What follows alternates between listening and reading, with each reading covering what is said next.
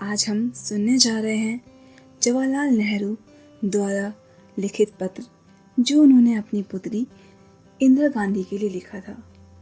इसका नाम है संसार पुस्तक है। तो आइए सुनते हैं इस पत्र को। जब तुम मेरे साथ रहती हो तो अक्सर मुझसे बहुत सी बातें पूछा करती हो और मैं उनका जवाब देने की कोशिश करता हूँ। लेकिन अब जब तुम मसूरी में हो और मैं इलाहाबाद में, हम दोनों उस तरह बातचीत नहीं कर सकते। इसलिए मैंने इरादा किया है कि कभी कभी तुम्हें इस दुनिया की और उन छोटे बड़े देशों की जो इस दुनिया में हैं छोटी छोटी कथाएं लिखा करूं। तुमने हिंदुस्तान और इंग्लैंड का कुछ हाल इतिहास में पढ़ा है, लेकिन इंग्लैंड केवल एक छोटा सा टापू है और हिंदुस्तान जो एक बहुत बड़ा देश है फिर भी दुनिया का एक छोटा सा हिस्सा है।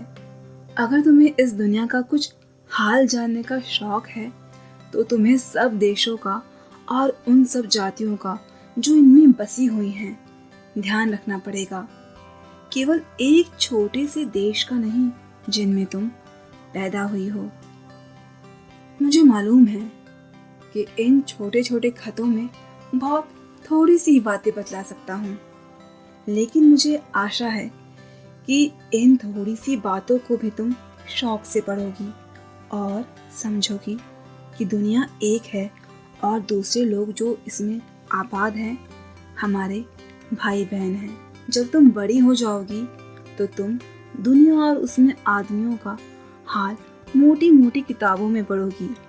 उनमें तुम्हें जितना आनंद मिलेगा उतना किसी कहानी और उपन्यास में ना मिल सकेगा।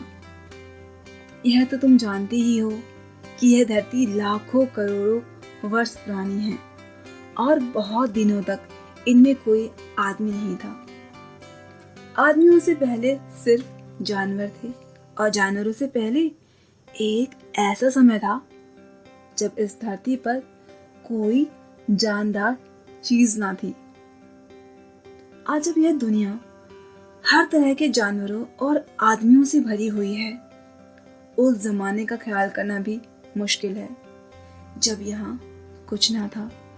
लेकिन विज्ञान जानने वालों और विद्वानों ने जिन्होंने इस विषय को खूब सोचा और पढ़ा है और लिखा है कि एक समय था जब यह धरती बेहद गर्म थी और इस पर कोई जानदार चीज ना रह सकती थी।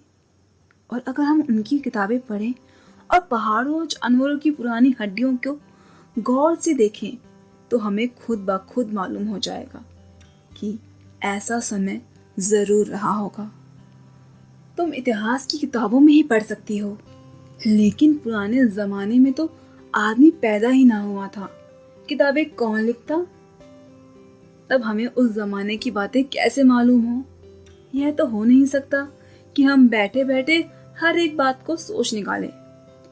यह बड़े मजे की बात होती, क्योंकि हमें जो चीज चाहते हैं सोच लेते हैं और सुंदर परियों की कहानी गढ़ लेते हैं। लेकिन जो कहानी किसी बात को देखे बिना ही गढ़ी जाए वह ठीक कैसे हो सकती है?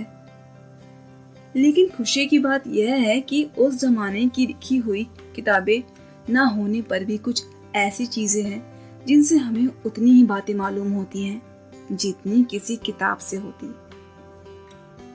ये समुद्र, ये पेड़, सितारे, नदियां, जंगल, जानवरों की पुरानी हड्डियां और इसी तरह की और भी कितनी ही चीजें हैं जिनसे हमें इस दुनिया का पुराना हाल मालूम हो सकता है।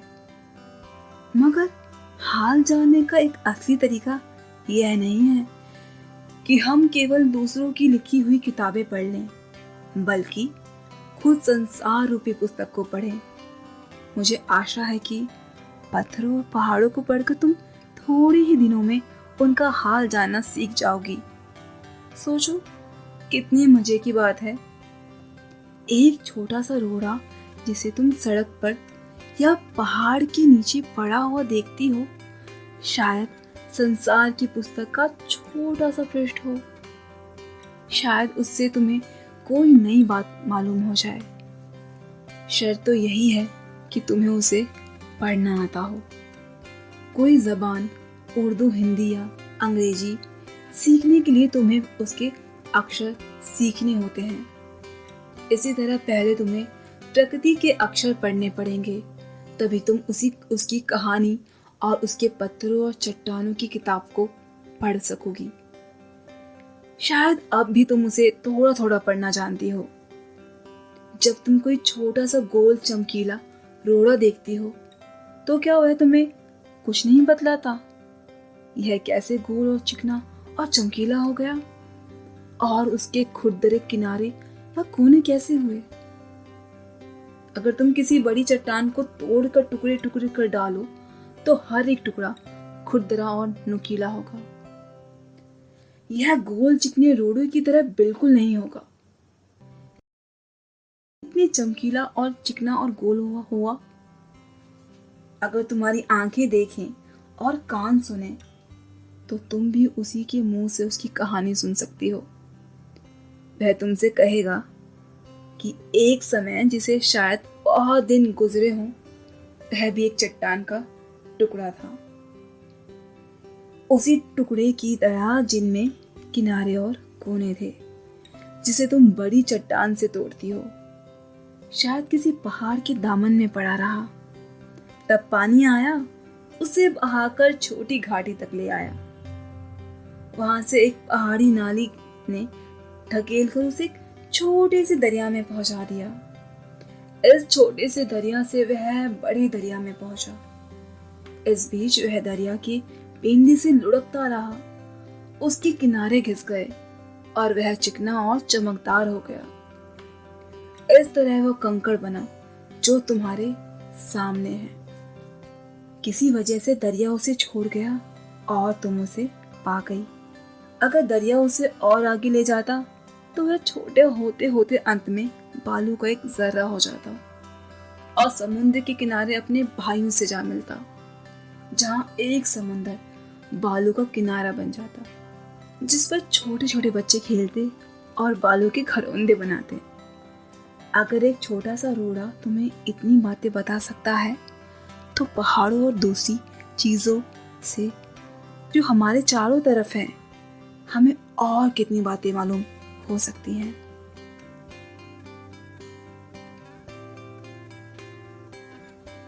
तो ये पत्र लिखा था जवाहरलाल नेहरू ने अपनी पुत्री इंदिरा गांधी के लिए, और जिसको प्रेमचंद जी ने अनुवाद किया है।